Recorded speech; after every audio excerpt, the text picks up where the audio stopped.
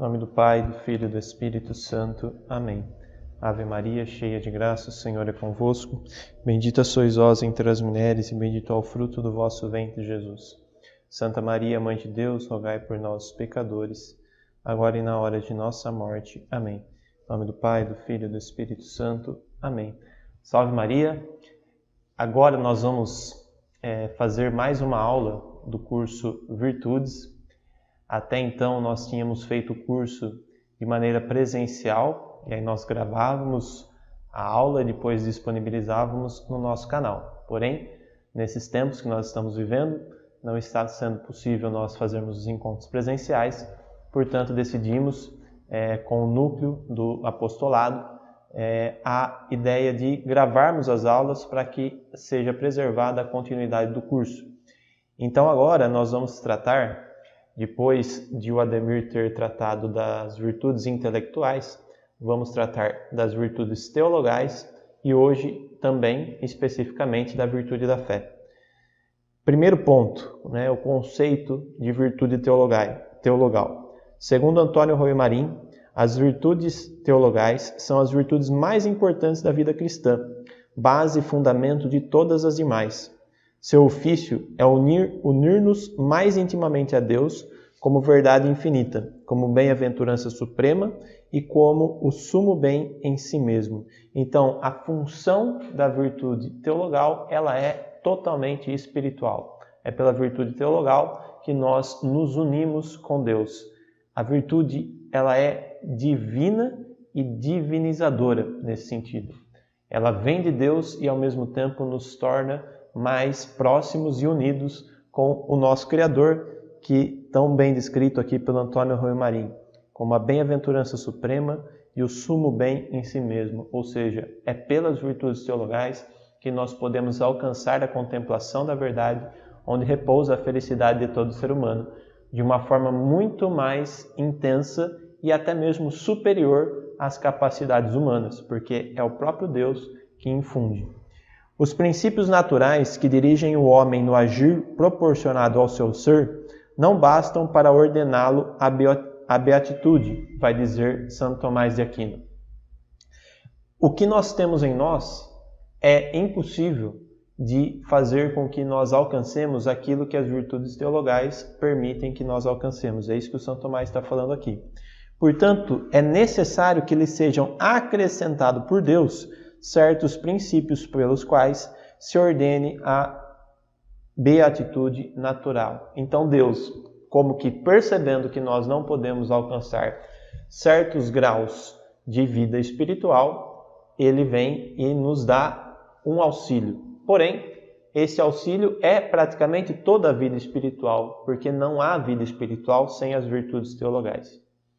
E agora nós vamos estudar cada uma delas. Hoje, como já falei, começando pela virtude da fé. Isso não vem sem o auxílio divino. Ora, esses princípios se chamam virtudes teologais, que por terem Deus por objeto, enquanto nos ordenam retamente para Ele, quer por nos serem infundidos só por Deus, quer por serem virtudes conhecidas só pela ação divina, só pela divina revelação na Sagrada Escritura. Ou seja, é pela ação de Deus que nós vivemos a vida divina em nós. É Deus que vem em nosso auxílio para nos dar virtudes que só Ele pode dar. Então aí está a diferença das virtudes que nós tratamos até aqui. A coragem, a temperança e as virtudes intelectuais. Estas nós podemos adquirir ainda que sem a graça. De forma imperfeita, podemos dizer isso, porém ainda é real essa relação. Sem mesmo a participação da graça em nós, nós conseguimos, pelos nossos próprios esforços, pelos nossos exercícios, sem mesmo a revelação, sem mesmo o auxílio de Jesus Cristo enquanto ministro da graça na nossa vida, nós podemos adquirir estas virtudes. É isso que fizeram, por exemplo, os filósofos gregos. Platão, Aristóteles, sempre disseram da importância do exercício das virtudes como forma de adquirir as virtudes. Então, nós começamos a nos exercitar nas virtudes, os atos vão se repetindo e esses atos vão se tornando hábitos. Isso é possível sem mesmo a intervenção da graça que vem pela revelação.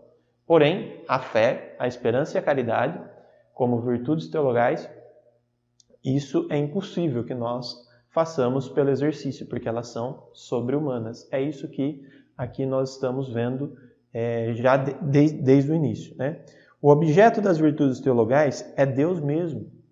Então, para que serve a virtude teologal? Qual que é a finalidade da virtude teologal? A finalidade da virtude teologal, de imediato nós podemos dizer, foi o próprio Deus que deu, né? Ele concedeu a nós uma virtude que veio lá do mais alto dos céus, do seu próprio coração, para que nós possamos alcançá-lo pela fé, pela esperança e pela caridade. E é para que nós possamos alcançar Ele mesmo.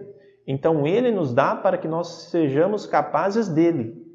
E isso é uma das coisas mais maravilhosas, que representa a bondade e a misericórdia de Deus diante do ser humano de uma forma excelente. Deus, sendo Deus, se compadece de nós e nos dá virtudes para que nós alcancemos Ele mesmo.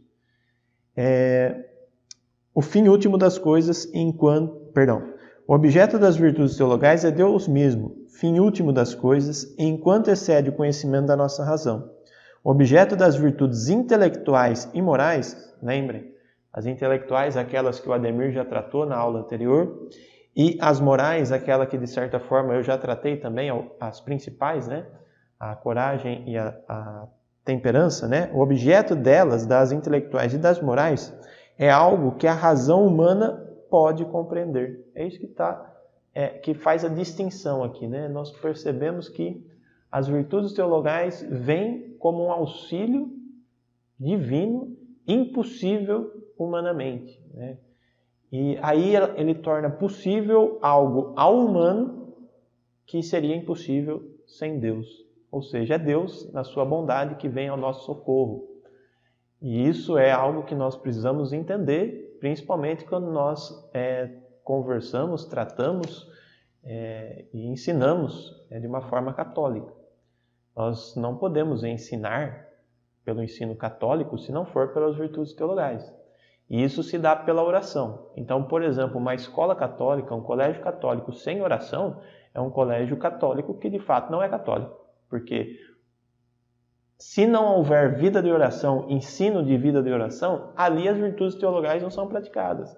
Então ali Deus, na sua misericórdia, na sua bondade, está sendo desconsiderado. Ou seja, Ele não pode fazer certas coisas que só o ser humano faz. É isso que, na verdade, quem ensina de maneira católica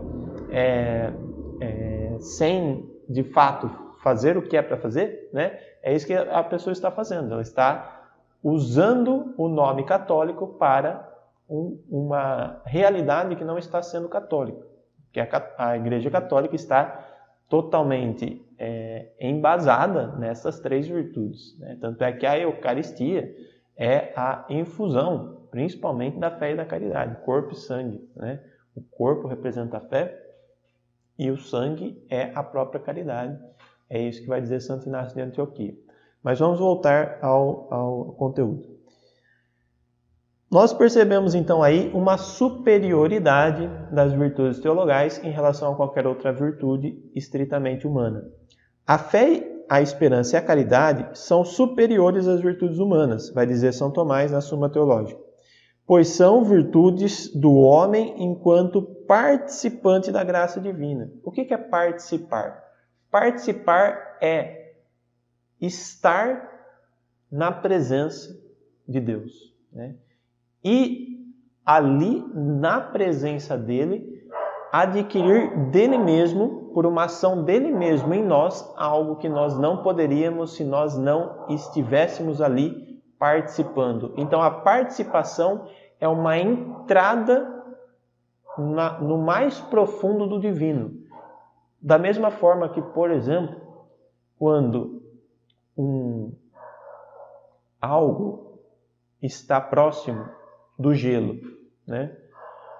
Quando algo, por exemplo, uma garrafa de suco está próxima do gelo, a garrafa de suco ela fica gelada, né? Mas ela não é o gelo.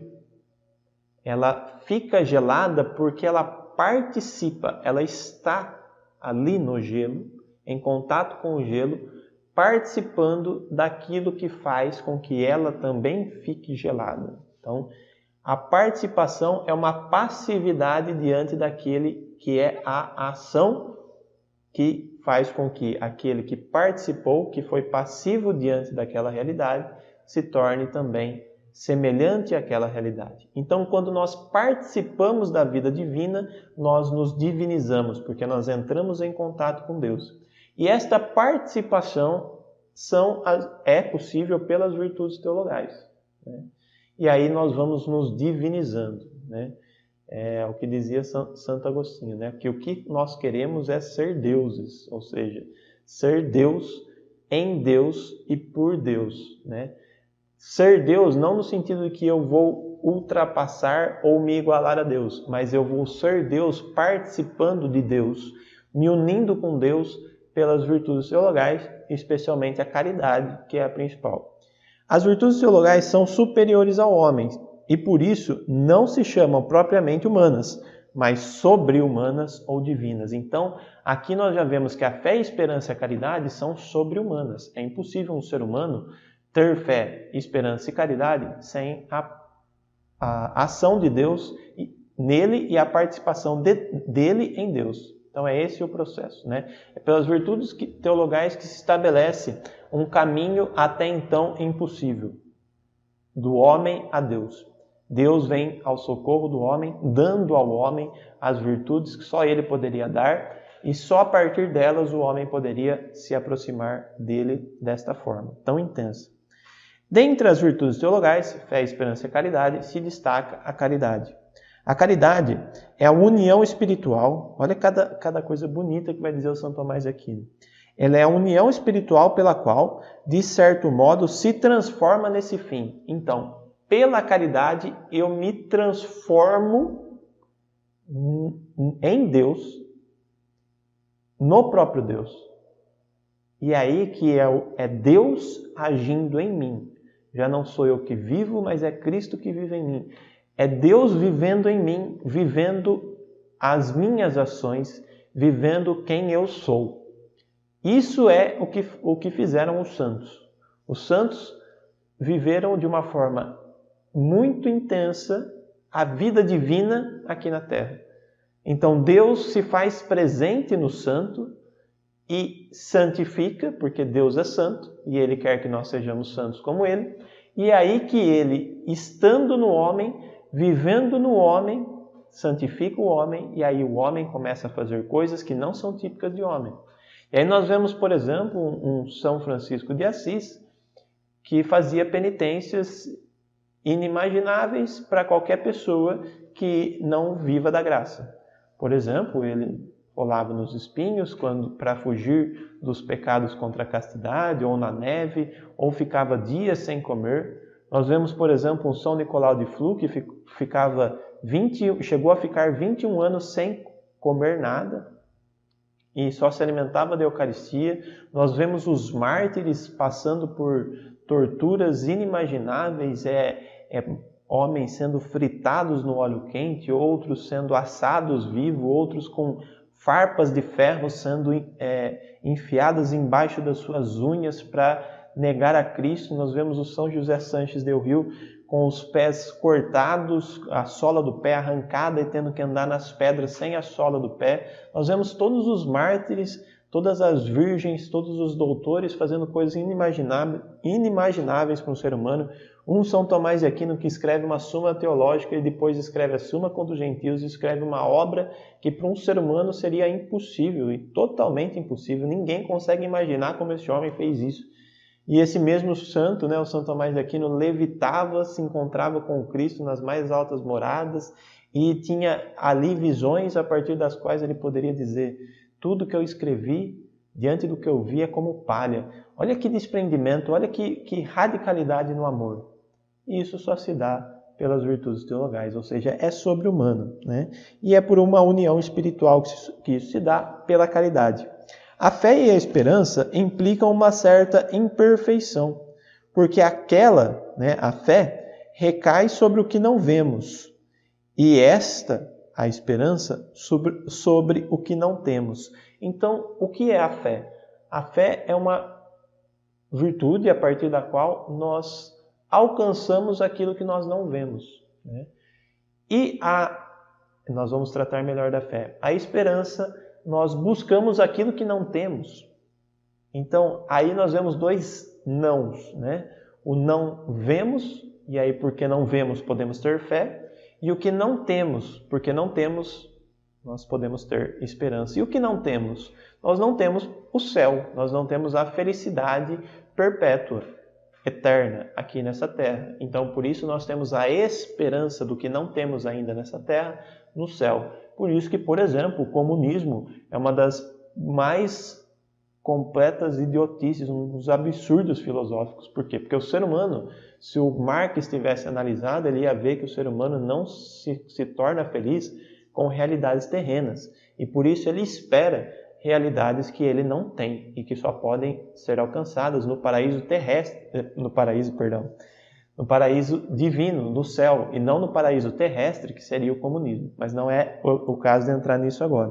Então a esperança é de algo que ainda não temos, o céu.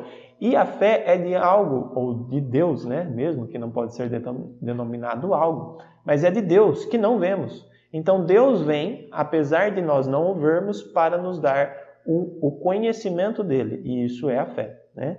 Mas de certa forma, porque nós não temos e porque não vemos, ainda são imperfeitas. Já a caridade é diferente, porque pela caridade nós já estamos com Deus aqui e agora. Pela caridade nós participamos da vida divina, nos unindo com Ele aqui e agora. E isso se dá de maneira mais excelente, né? Principalmente no sacramento da Eucaristia. Porque é pelo sacramento da Eucaristia que nós nos unimos com Deus de uma maneira totalmente perfeita. É o corpo, sangue, alma e divindade de nosso Senhor unido com nós. E aí Ele permanece em nós e nós nele. Quem come minha carne e bebe meu sangue permanece em mim e eu nele. Eu permaneço com Deus, Ele permanece comigo aqui e agora, no sacramento da Eucaristia. E é experimentando esse sacramento que nós conseguimos viver mais radicalmente a nossa vida de oração, até mesmo sem o sacramento. Por exemplo, quando nós entramos no nosso quarto, fechamos a porta e ali nos unimos com Deus. Mas isso nós vamos tratar somente quando chegarmos na virtude da caridade. Continuando. A esperança, primeiramente, precede o amor. Então, eu não tenho aquilo que eu quero, né? Que é o amor. E aí, por não ter aquilo que eu quero, eu pretendo e intensifico o meu desejo por estar com Ele. E de repente Ele vem. Ele vem e me dá esta oportunidade de estar com Ele. E aí a minha esperança de um novo encontro vai se tornar maior. E aí a caridade vai, né, pela sua união com Deus, que é isso que ela faz na alma humana, ela vai aumentando não só ela mesma, mas as próprias virtudes anteriores, né? A esperança, primeiramente, precede o amor, embora depois, pelo próprio amor, a esperança aumente. É isso que vai dizer o São Tomás de Aquino na Suma Teológica. Então, pela esperança, eu quero Deus. Pela caridade, eu amo aquele que eu quero. E depois de amar aquele que eu quero, aquele que eu desejo no mais profundo da minha alma, eu quero mais. E é isso que vai fazendo com que a minha vida vá passando de fé em fé, de um amor cada vez mais intenso para um amor mais intenso ainda. E aí nós vamos subindo as moradas até o ponto em que nós podemos encontrar com Deus de uma maneira praticamente perfeita ainda nessa terra, na sétima morada. Mas isso já são coisas que poucos santos viveram. De qualquer forma, a virtude da caridade tende a fazer isso, a aumentar todas as outras. E é aí que nós voltamos lá na segunda aula do curso, em que nós falávamos das virtudes infusas. Deus, para que nós possamos amá-lo, vai compatibilizando a nossa alma com o seu amor e nos dando novas virtudes necessárias para amá-lo cada vez melhor. E é aí que nós vemos que a castidade santificada, a castidade infusa, ela é muito mais forte, muito mais bela do que a castidade simplesmente treinada pelo exercício da virtude da castidade. Porque a infusão da graça, ela torna aquele que foi objeto da infusão, aquele ser humano, mais divinizado, ou seja, as virtudes que estão ali já não são mais simplesmente daquele ser humano, mas elas vêm do céu. E isso é algo impressionante, né? A fé versa sobre o que não vemos e a esperança sobre o que não temos, ao passo que o amor da caridade recai sobre o que já possuímos. Olha que beleza, gente, que maravilhoso que é a nossa igreja. Pela caridade nós recaímos no que já possuímos, quer dizer, nós nos banhamos em Deus, na sua graça, né? Pois o amado está, de certa maneira, no amante. Eu amo a Deus, eu sou o amante de Deus e Ele está em mim, no mais profundo da minha alma, né? Na minha vida de oração, ou no sacramento da Eucaristia, é o próprio amor, a própria caridade que faz com que Ele esteja no amante. É a presença dele no amante, é o amado no amante. Ou seja, é aquele que foi buscado com toda intensidade que está em mim. E aí eu estou nele e ali nós vivemos juntos e nos divinizamos e nos tornamos cada vez mais santos. É assim que nós temos que viver enquanto católicos, né? E a educação católica favorece isso, porque nós ensinamos as nossas crianças, pela educação de fato católica, a rezar, a ter vida de oração, a buscar os sacramentos e por aí vai, a imitar os santos. E é assim que nós vamos educando os nossos filhos, as nossas crianças e nós mesmos a nos divinizar em Deus pela sua caridade, pelas suas virtudes e por aí vai. Gente, isso daqui é maravilhoso. É ou não é? Né? Nós vamos continuar. Agora vamos entrar um pouco mais na questão mesma da fé.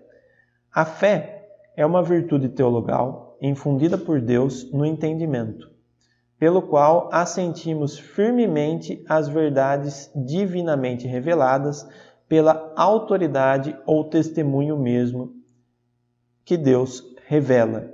Então a fé, ela é infundida por Deus numa realidade específica da estrutura da alma humana, que é o entendimento, pelo qual assentimos firmemente as verdades divinamente reveladas, ou seja, Deus se revelou. Isso se dá principalmente pelas Sagradas Escrituras. Ali está condensada a revelação nas Sagradas Escrituras, né? E aquelas verdades que estão ali, nós assentimos, quer dizer, nós concordamos com aquelas verdades. Porém, nós não temos certeza racional e humana. Não é objeto de uma virtude intelectual, mas sim de uma virtude infusa. A fé é infundida no entendimento. Para quê? Para que o ser humano entenda melhor a realidade divina. E aí, nós começamos a entender certas coisas, né, que nós até então não entendíamos. Então a fé, ela pressupõe a imperfeição do conhecimento. É isso que o São Tomás vai dizer. A imperfeição do conhecimento é da essência da fé. É da essência da fé não entender certas coisas, não ter a certeza racional, intelectual daquela realidade. Por não termos, aí nós começamos a ver somente pela ação de Deus coisas que nós não entenderíamos somente de uma maneira humana, né? Então, por exemplo, a realidade de Nossa Senhora. Nossa Senhora foi virgem antes, durante e após o parto, né? Essas são realidades que nós não conseguiríamos experimentar se nós não tivéssemos fé. Agora, pela fé, nós conseguimos entender e, ao mesmo tempo, experimentar. Nós experimentamos a bem-aventurada Virgem Maria como virgem, e não porque nós acreditamos racionalmente. Não, é porque pela fé nós experimentamos esta realidade que está nela. Então, quem não tem fé, é impossível que julgue, por exemplo, um dogma como esse. Se ele for julgar isso, ele vai julgar uma simples frase que não pode ser analisada cientificamente e meramente de maneira intelectual, mas ela tem que ser analisada, esta verdade, pela própria fé. E por isso que um bom teólogo, ele tem que ter fé para ser de fato teólogo, né? A fé, é incompatível com a visão intelectual sensível, vai dizer o Royo Marinho.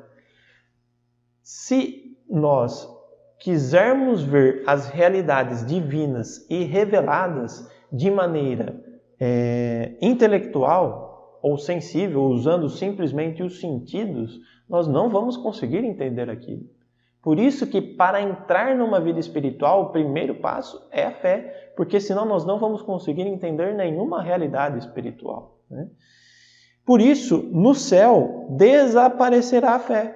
Por quê? Porque no céu só há a imaterialidade da vida humana, que é a alma, né? No céu não estará o corpo, até que venha nosso Senhor Jesus Cristo no juízo final. Nós estaremos apenas com a nossa alma no céu. Então, lá só há imaterialidade e por isso não há nada sensível e nada também intelectualmente humano, porque para chegarmos no céu nós precisamos da participação na vida divina, Deus nos divinizando para que nós, purificados dos nossos pecados, entremos no céu. Porque como vai dizer em Apocalipse, nada de impuro entra no reino dos céus. Aqui nós podemos entender que nada que é sensível entra no reino dos céus. Continuando. Desde o momento em que entra em jogo a razão, desaparece a fé pura, porque se mescla com ela um elemento alheio à sua natureza. O raciocínio pode preceder e seguir a fé, porém não pode acompanhá-la sem desnaturalizá-la. Então, pelo raciocínio, nós podemos continuar a ter fé. Inclusive, é isso que a teologia faz. A teologia é um raciocínio sobre realidades reveladas por Deus. Porém, quer dizer, você não vai deixar de ter fé se você usa o raciocínio. Mas se você viver em função do raciocínio, você vai desnaturalizar a fé. Você vai fazer com que a fé perca a sua própria essência. Quanto mais existe discurso, menos há de adesão à verdade pela autoridade de Deus. E, por conseguinte, menos há aí fé pura. Então, quanto mais nós quisermos explicar as realidades que Deus nos propõe para ser acreditadas pela fé, mais nós vamos nos afastar da essência da fé. Isso não quer dizer que nós não devemos usar da nossa razão para que pela nossa razão nós conheçamos mais e aí aumentemos a nossa fé. Porém, se nós vivermos exclusivamente do conhecimento humano com o propósito de ter fé, o que nós vamos fazer é anular a condição essencial da fé, que é o mistério. Então, vivendo no mistério, em função do mistério, eu experimento algo além do mistério que eu sozinho não poderia experimentar. Deus, reconhecendo que eu admito que certas coisas eu não posso conhecer, Ele vem e me dá a graça de conhecer. Ou seja, é quando eu me diminuo que eu me encaixo numa realidade espiritual, que eu entro, de fato, numa realidade divinizada, divinizadora, a partir da qual eu consigo experimentar coisas que, se eu não me diminuísse, se eu não praticasse a humildade a partir da qual eu reconheço que eu não sou Deus, e aí, por esta humildade, eu vou adentrando aquele espaço que somente poderia ser adentrado por esta humildade. E aí, então, eu posso, depois de passar pela virtude da fé, pelos mistérios da fé, vislumbrar algo divino e aí participar da vida divina aqui na Terra. Então eu conheço coisas que somente por Deus eu posso conhecer. Pelo lume da fé, infundido divinamente, o homem assente às verdades da fé e não ao que lhe é contrário. Ou seja, pelo lume da fé, pela iluminação da fé, infundido divinamente por próprio Deus, o homem assente, quer dizer, ele adere àquela verdade. E aí nós vemos os santos de uma maneira espetacular aderindo a propostas que para qualquer ser humano seriam absurdas. Eles deixam tudo, né? Viver para mim é Cristo e todo o resto é lixo, não serve. não entra na minha cabeça, à medida que eu for me santificando, certas realidades humanas, né? Aí vai dizer o São Bernardo, né, que todo tempo que não é gasto com Deus é jogado fora. Porque tudo gira em torno de Deus, tudo gira em torno dos sacramentos, tudo gira em torno da devoção. Por quê? Porque aí a fé vai fazendo com que em mim haja uma realidade que somente por mim mesmo não seria possível. Nós abrimos espaço pela fé no nosso coração para Deus agir em nós. E isso vai fazer com que nós tenhamos pessoas capazes, de fato, de restaurar a igreja e a sociedade.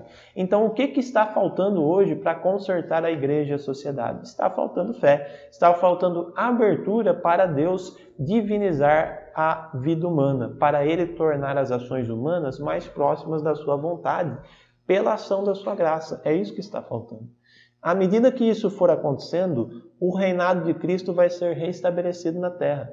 E a centralidade de Cristo vai voltar à igreja. E quando isso acontecer, Cristo faz com que a sua promessa seja cumprida. As portas do inferno não vão prevalecer.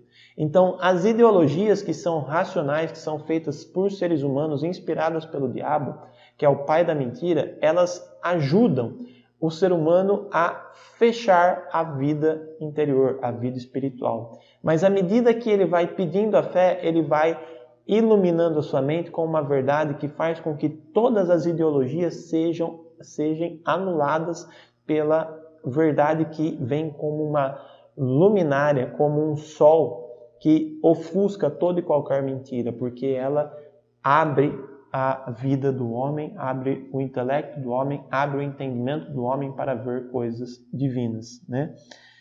A fé, porém, é fruto da graça, né? E isso é um ponto importantíssimo.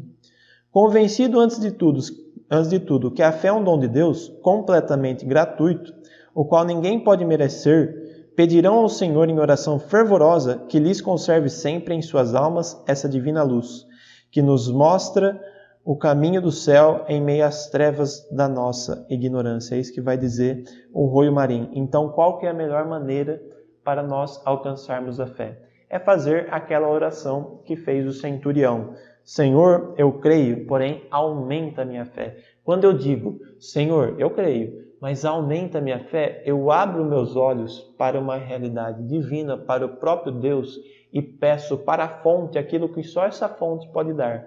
A virtude teologal que vem lá dele para mim, que sou um ser humano que não pode alcançar essa virtude. Então esta oração humilde é de um mendigo da graça. Eu sou um mendigo da graça, eu preciso pedir a graça de Deus para que Ele me dê. E Ele me dando, eu posso experimentar coisas que eu não poderia se Ele não tivesse me dado. Mas eu só vou ter se eu pedir. Então, a oração infalível, a oração que faz com que se inicie em nós a vida divina, é a oração da fé. É pela fé que nós alcançamos o primeiro estágio de contato com Deus. Nós entendemos realidades que somente Deus pode fazer com que nós entendamos. Isto é a fé. E isso tem que estar totalmente enrustido, tem que fazer parte da essência do ensino católico. O ensino católico sem fé não é católico, ele não é divinizado. A igreja perde a sua função na vida daqueles que estão ensinando em nome dela, mas que não utilizam da virtude da fé, da virtude da esperança e da caridade para o próprio ensino. E não ensinam estas virtudes pela oração. Então, o ensino católico sem fé, sem oração, isso é impossível, não existe. Isso é balela, é mentira satânica dentro da igreja. Então, nós temos o propósito, nós do Instituto Regina Celler, de fazer uma educação de fato católica, uma educação mergulhada na oração, mergulhada na vida interior, mergulhada na vida espiritual e que favoreça aqueles que forem ensinados de uma virtude que somente Deus pode dar. Nós, professores, nós pais, nós podemos ensinar o caminho, mas os nossos filhos, os nossos alunos, eles têm que conhecer Deus pela vida de oração que nós sim podemos ensinar. Então tem que se ensinar vida de oração, né? Esses pontos aqui que eu estou mostrando são fundamentais que um professor, que um pai que deseja ensinar de maneira católica conheça. Continuando. A fé é um ato procedente de dois princípios, vai dizer o São Tomás de Aquino na Suma Teológica, na segunda parte da segunda parte. Tá? Então, são dois princípios a fé. Primeiro é a vontade. O segundo é o próprio entendimento, o intelecto. A vontade não quer nada senão depois de aprendido pelo intelecto. Então, o intelecto precede. Quer dizer, eu entendo pela fé certas realidades e aí eu passo a querer aquela realidade. E aí entram principalmente as próximas virtudes, que é a esperança, né? A esperança e a caridade, né? Que são atos da vontade. Porém, a fé, ali há dois princípios: o entendimento e a vontade. Então, a vontade quer coisas que nós entendemos, que nós adquirimos pela inteligência. Isso vai ficar mais claro agora. A vontade não pode tender para Deus com perfeito amor se o intelecto não tiver fé reta relativamente a Ele. Então eu não posso querer Deus se eu não tiver tido um primeiro contato a partir do qual eu conheço a Deus. E eu conheço a Deus experimentando Deus. E é por isso que desde os primeiros cristãos, desde as primeiras comunidades, sempre houve um apreço pela experiência com o divino, pela experiência com o Espírito Santo, pela experiência com o próprio Cristo. Aquela experiência que Paulo teve, que São Paulo apóstolo teve, ao cair do cavalo, e o próprio Cristo foi ali e se apresentou para ele. Aquela apresentação, o primeiro impacto foi um impacto no entendimento. São Paulo olhou para Cristo e viu Cristo, e Cristo se apresentou para ele, e aquela aparição foi uma aparição que marcou o entendimento de São Paulo apóstolo.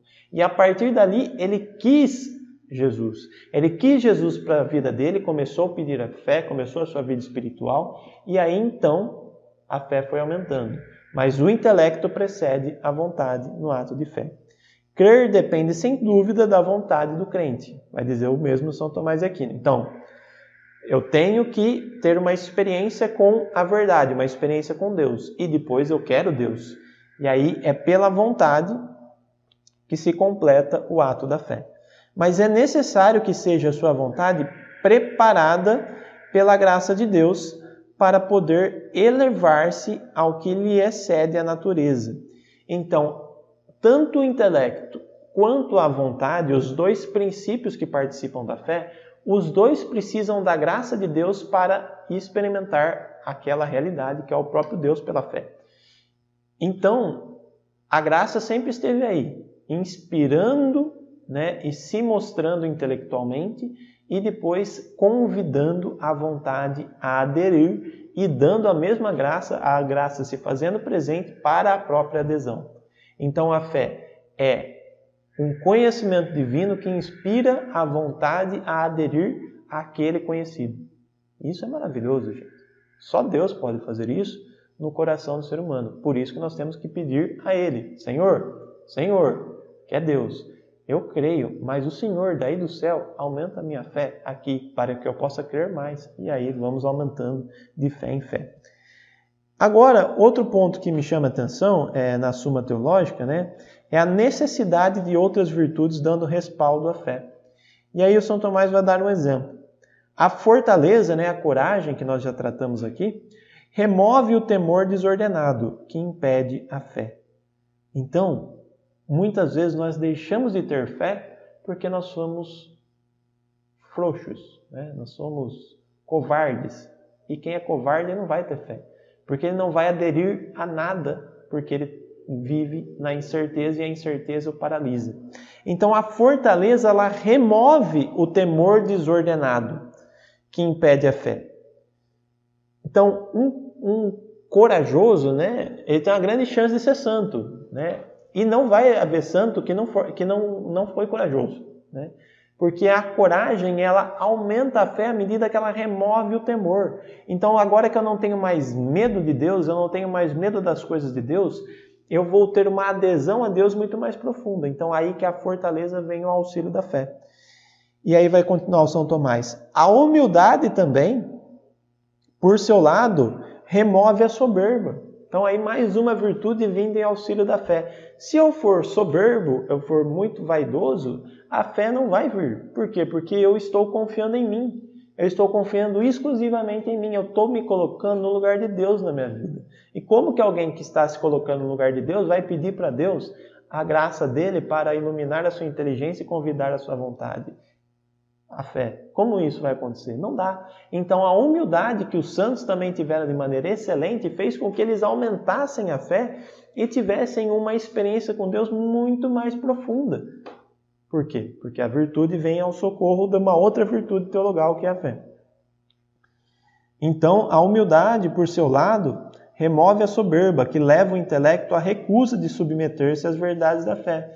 E hoje, qual que é o problema da nossa sociedade? A gente tem um bando de adolescentes mimados, arrogantes, na posição de intelectuais. Eles acham que eles sabem tudo.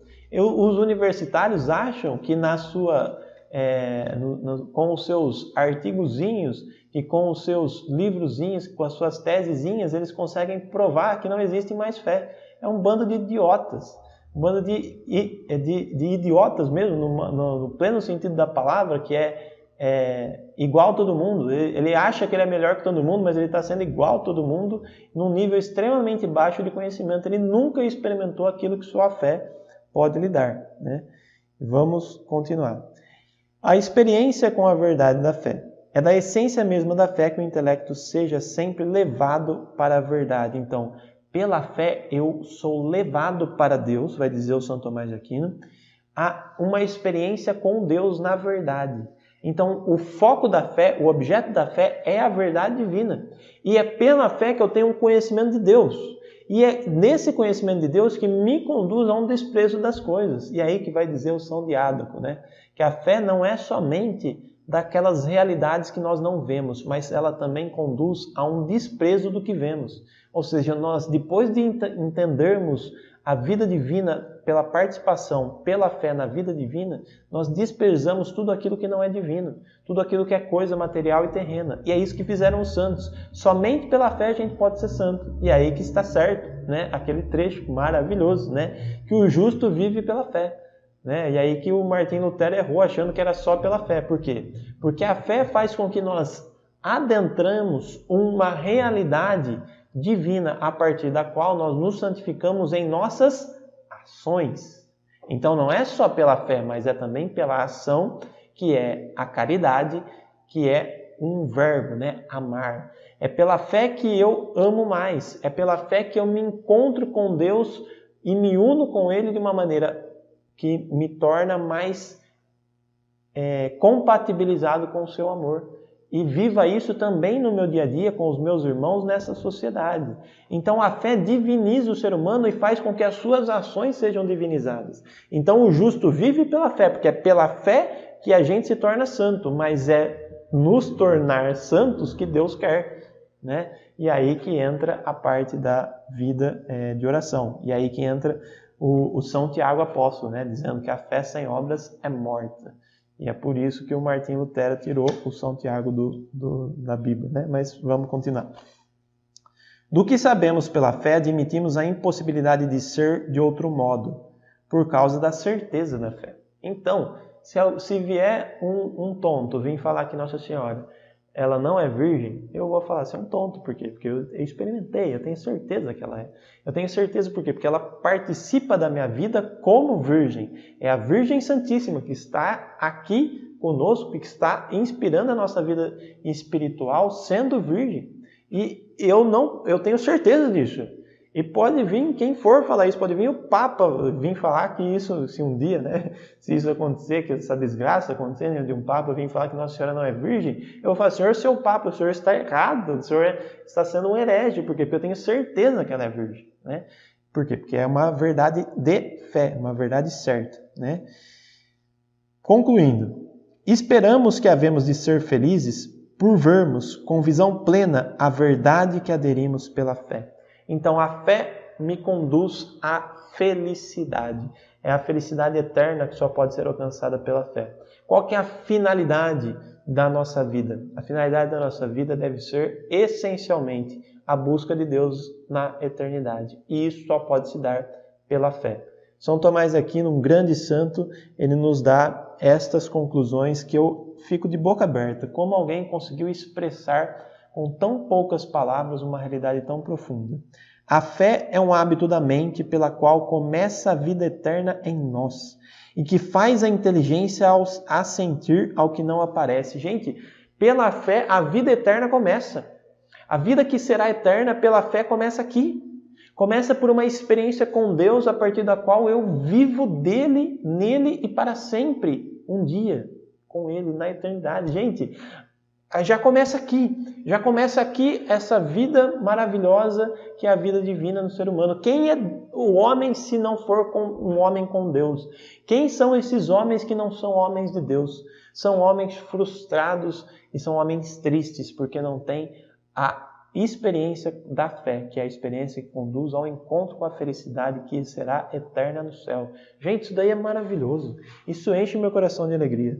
Mediante a fé infusa, vai dizer o Roio Marim, ouvimos uma sinfonia espiritual. Pela fé eu já começo a ouvir a sinfonia espiritual do céu, que tem origem no céu. Por esta sinfonia superior, o homem é conduzido à eternidade, então eu vou me conduzindo para ouvir um dia o próprio Deus tocando essa sinfonia para mim e lá eternamente na felicidade eterna, perpétua, completa com Ele. Isto é o céu, isto é a realidade que poucos falam, que poucos tratam hoje em dia porque nem acreditam, não fazem nem ideia que existe. Este é o céu, essa sinfonia espiritual tocada por Deus, que já me vem aos ouvidos pela fé que eu tenho. Ou seja, Deus lá do alto dos céus, tocando a sinfonia espiritual, também me dá a graça de experimentar, ouvir essa sinfonia e assim querer um dia estar com Ele, pela esperança, desejar, pela caridade me unir e assim me santificando para um dia, quando Ele me chamar, eu poder dizer com o próprio Antônio Roio Marim, olha como valeu a pena. A vida santa vale muito mais que a vida rica, né? E aí eu larguei tudo e eu comecei a viver em Deus. Pela fé, por último, né, é com essa frase que eu encerro, do Antônio Roio Marim, pela fé veremos que há na dor cristã uma autêntica bênção de Deus. Nós começamos a ver na dor uma bênção. Ainda que o mundo não consiga compreender essas coisas, porque o mundo vai ficando para trás, também assim nos convenceremos que é maior desgraça cometer um pecado venial que a perda da saúde e da própria vida. Pela fé é possível nós percebermos que um pecado original fere muito mais, porque fere a Deus, do que qualquer doença. Que vale mais o bem sobrenatural de um só indivíduo, a mais insignificante participação da graça santificante, que o bem natural de todo o universo. Todos os bens naturais valem muito menos que qualquer realidade. Por mais que seja uma insignificante participação da graça santificante, ela é muito maior do que qualquer realidade sobrenatural. Somente pela fé é possível isso. Somente Deus iluminando a nossa inteligência, convidando a nossa vontade e nós aderindo pela graça é que nós conseguimos experimentar que não há nada melhor do que as coisas de Deus.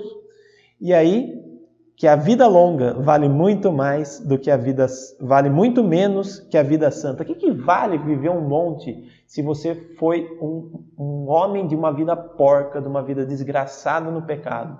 Infeliz vai ser o seu destino no quinto dos infernos por toda a eternidade, porque você viveu de costas para Deus. E assim, morrendo nessa situação, você vai passar a eternidade assim. A vida longa, a vida dos prazeres, a vida das festas, das orgias, dos pecados, da impureza, vale o quê? O que vale isso? De que vale a vida inteira se eu vir a perder a eternidade?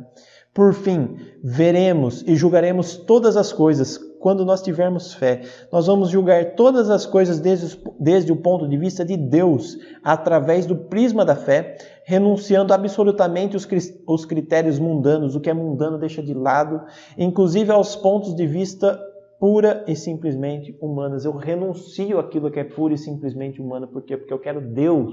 Nada me vale, de que me vale a minha vida sem Deus. Gente,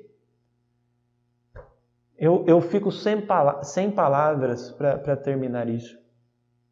Eu quero simplesmente agora pedir a fé sobre nós, pedir a fé sobre as nossas vidas, sobre as nossas famílias, e pedir que Deus nos santifique por estas virtudes e que nós tenhamos fé para, de fé em fé, alcançarmos o Deus que inspirará mais fé ainda, e aí nós vamos sobrenaturalizar essa sociedade e a nossa igreja.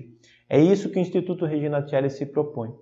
Docete Homini Gentes, ensinar as pessoas, ensinar a fé é o primeiro passo para o ensino de fato. Para fazer discípulos, para ensinar as pessoas a serem discípulos de Deus, nós temos que ensinar a fé. E esse foi um dos propósitos. Peço que todos que acompanharam esta aula, que se inscrevam no nosso canal, que deem um like, que curtam aí o vídeo, que compartilhem esse vídeo para que isso possa alcançar o maior número de pessoas. Essas coisas aqui, poucas pessoas têm dito, poucas pessoas têm tratado dessa forma, então é importantíssimo que esse vídeo chegue a muitas pessoas. Então compartilhe, tá bom? Vamos rezar então uma Ave Maria e consagrar tudo que nós dissemos aqui a Nossa Senhora e pedir que ela, que foi uma mulher de fé, de virtude, que também nos ajude intercedendo por nós nesse caminho de busca da santidade. Ave Maria, cheia de graça, o Senhor é convosco. Bendita sois vós entre as mulheres, e bendito é o fruto do vosso ventre, Jesus. Santa Maria, Mãe de Deus, rogai por nós, os pecadores, agora e na hora de nossa morte. Amém. Em nome do Pai, do Filho e do Espírito Santo. Amém.